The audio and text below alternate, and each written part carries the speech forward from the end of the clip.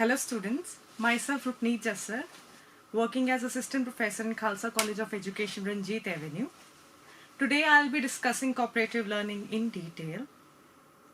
If we look around, we see every individual is different, be it physically, mentally, socially, emotionally.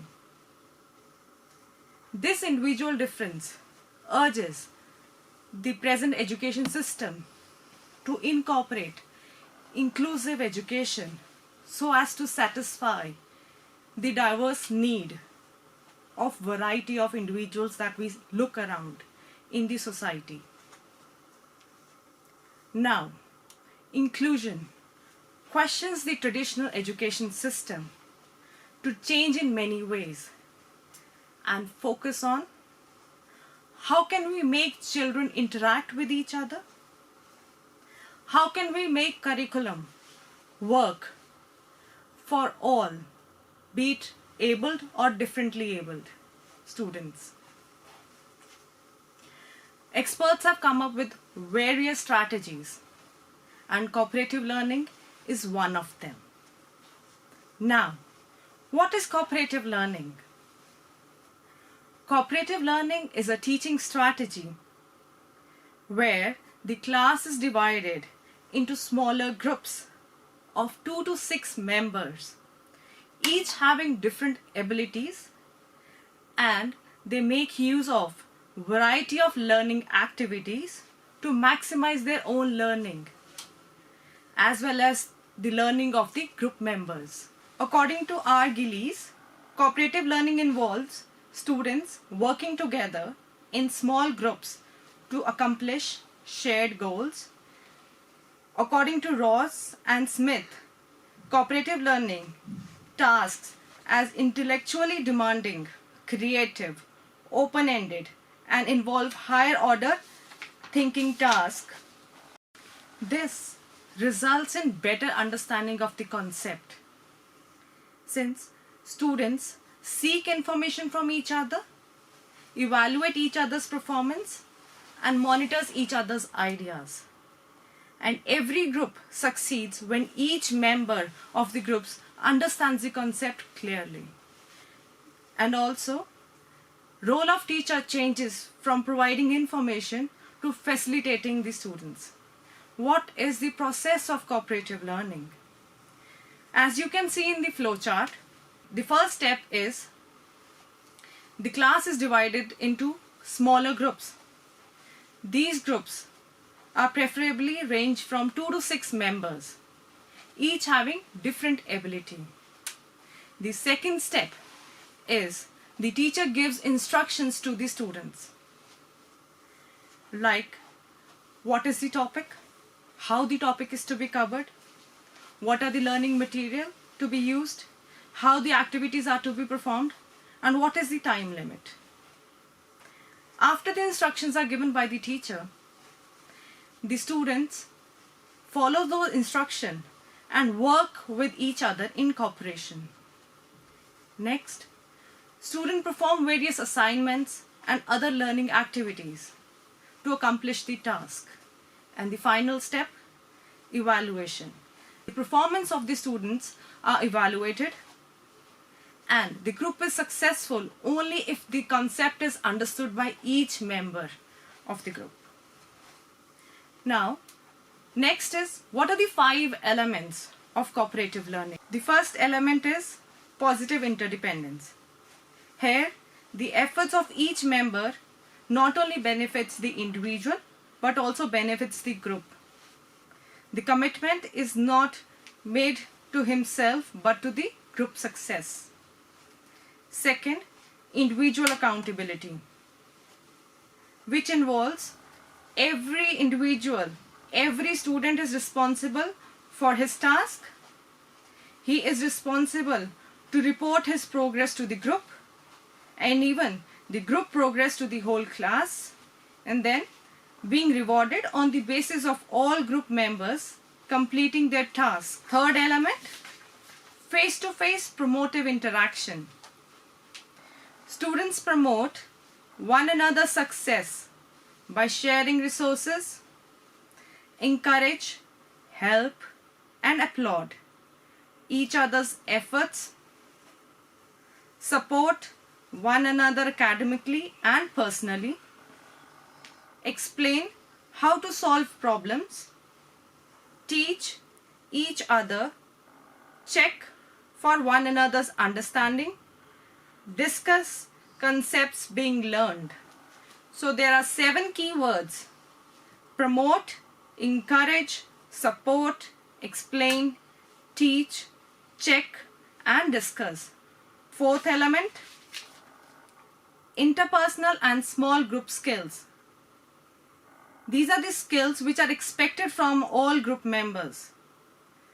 Interpersonal skills like listening actively, stating the ideas without hesitation and freely, accepting responsibilities, and providing constructive criticism.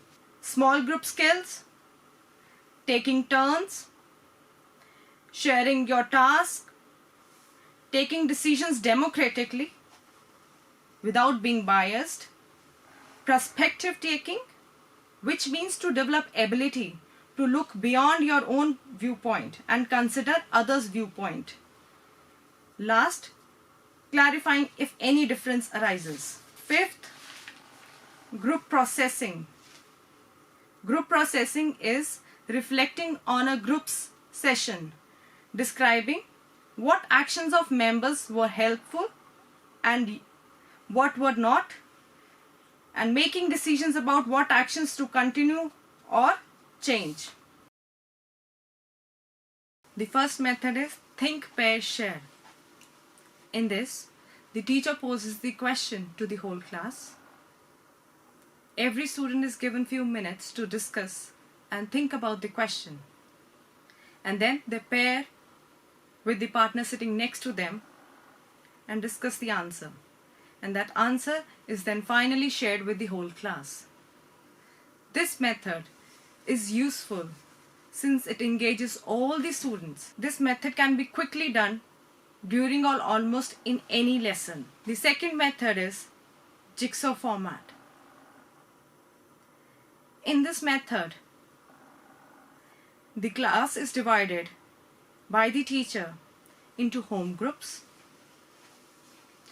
Then the teacher provides subject matter having different subtopics, and each student is assigned a particular subtopic.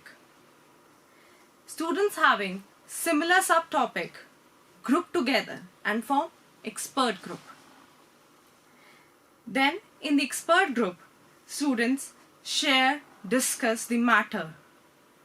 After the discussion is over, the students are asked to move back to their home groups where they are supposed to share their part of their subtopic with other group members in the home group. All the pieces come together and form a complete product. To understand this concept better, let's watch a video. Jigsaw. Today, you are going to work in a group to learn information from a lengthy text, even without reading the entire passage.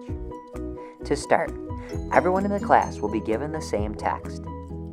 Then, each member of the group will be assigned a small piece of the text. Once you know what part of the text you are responsible for, start reading. Work independently. Look for key points, new information, and answers to questions.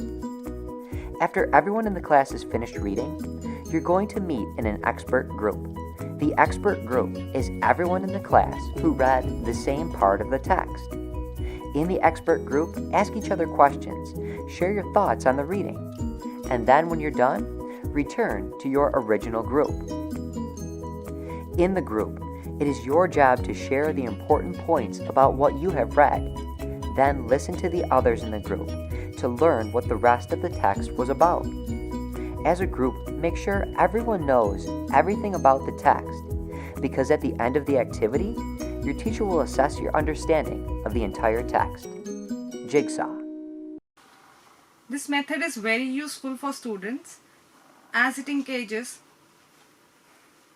This is useful as all the students get engaged and are held accountable for their learning.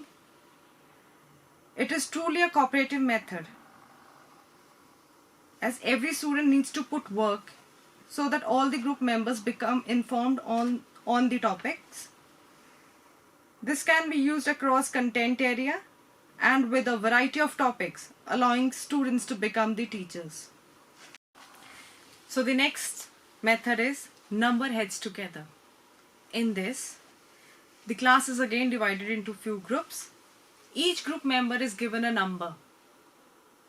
Teacher asks the question to the whole class, and the students share the answer with the group members. After the discussion is over, the teacher calls out a number. Students with similar numbers stand up in the class and share their views turn-wise. In this way, each member is given a chance to share their ideas, views, and we discuss an elaborative talk on a particular topic. This method is useful since students are given chance to discuss the matter in smaller groups.